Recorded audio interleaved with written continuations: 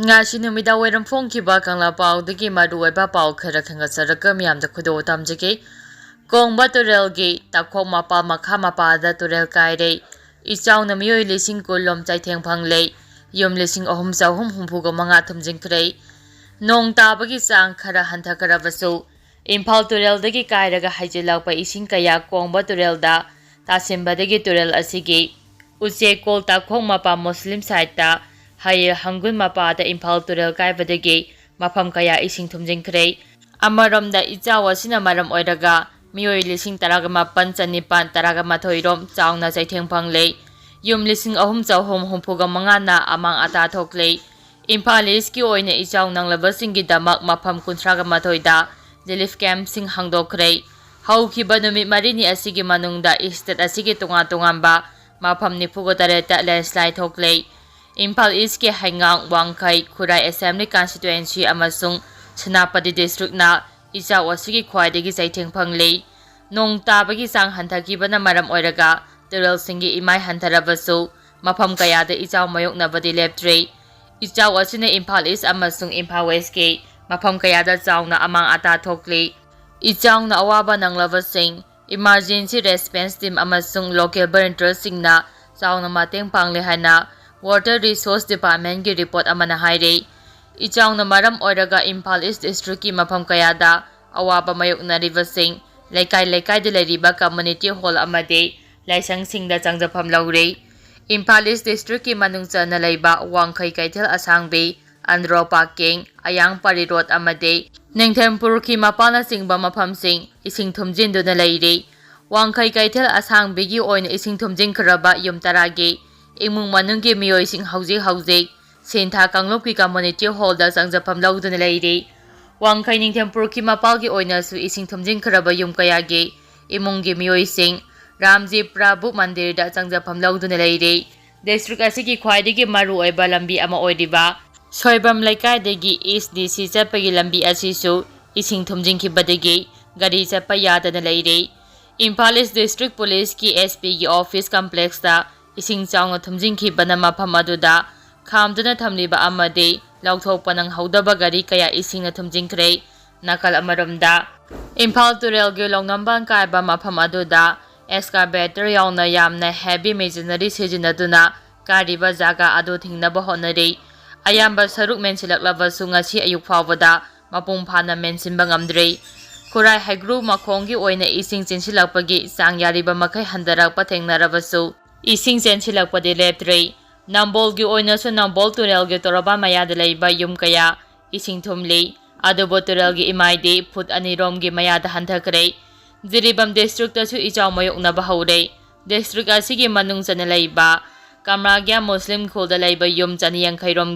imungda kunthraga taruk isingna thumjingkhrei yum amana jiri turelda tawthakhrei ichawna choklaba yum kunthraga taruk adugi miyoi chani kunthraga tare hauji kamranga relief camp da changjapam lauduna leire amaramda ngasi ayu pung 3 phawada flood control cell dagi phangba pawgi matung inna Imphal turagi imai asi hauji minu thongma pada high flood level dagi 0.5 hanthakhrei adubo lilong thongma pada Imphal turagi imai asi high flood level gi mathakta cheli nambul turel su high flood level gi mayada cheli haire makhatara pawda Surasampu da yuha hakhrei ngasi ayu angambada Surasampu district Richter scale da magnitude 3.5 yongna yar hakhrei haina National Center for Seismology ki report amana haire report asina makhata na hairibana yar haba adugi fitna lainungda kilometer 3 oike ngasi nongyai matung pung aniga mi yangkhai ga mangaga second kunthraga mapul sapa matamda yar haba gi thaudo adu thokhibani Yar habagi latitude na 24.08 ni adugo longitude na 93.61 ni adugo yar hakhiba do thoidongna ama ata thopagi pawdi leitrei panba yabadi haukiba me kungani pangi ayupung taraga mini kunga homdoirom taba matamda Surasampu district Richter scale da magnitude 3.9 da yar hakhiba adugi fitna kilometer 35 oike adubo thaudo adudasu kana amata aso apan yaukhide Makhatara papawda May taraga marida Indian Army na Indo Myanmar border PKP gi Lanmi tara hatkhibaduna Myanmar refugeesing India chenchilakpa kinare. India amasung Myanmar da military junta ki mathakta lal horiba National Unity Government in Exile ani ki marakta Myanmar da ki India rom da chenchilakpa refugeesing khud thadanabagi yanaba ama leiravasu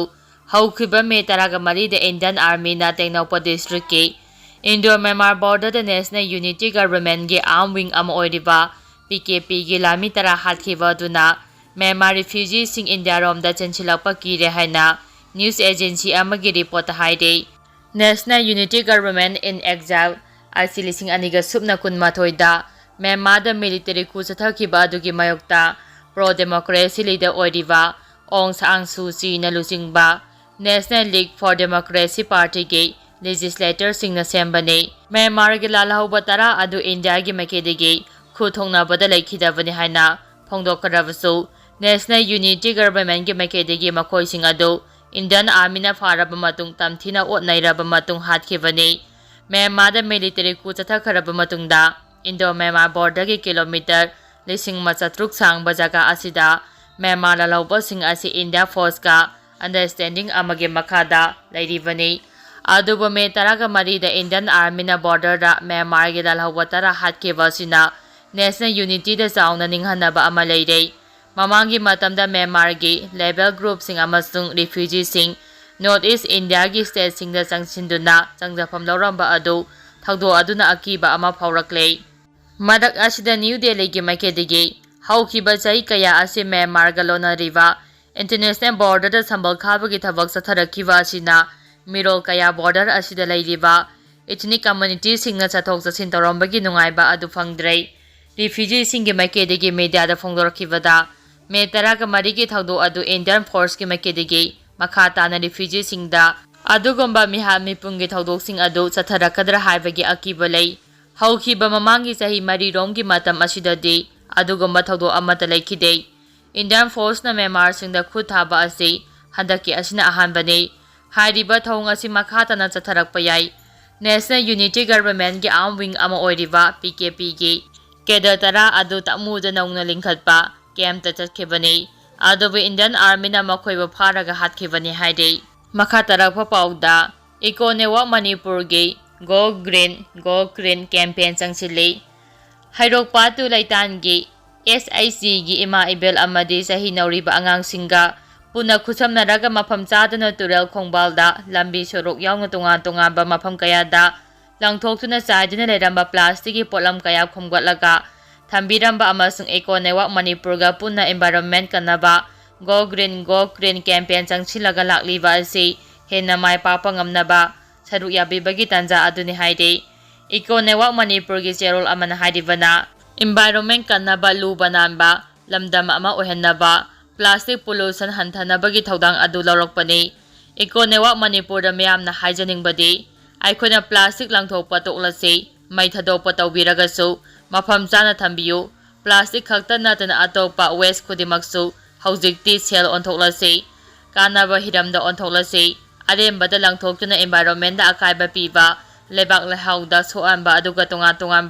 laina kaya ama nahanbagi maram oiraklibase puna khangminaraga environment kanaba plastic pollution hanthanaba paikhapa thabak thorom asida miyam puna saugatminaduna Directorate of Environment and Climate Change ka khusamnaduna ikonewa Manipur na changsileba khongjang asida miyamna sumateng pangbiu aikhoi puna mangna sumateng pangminarase environment pollution hanthahalasi haide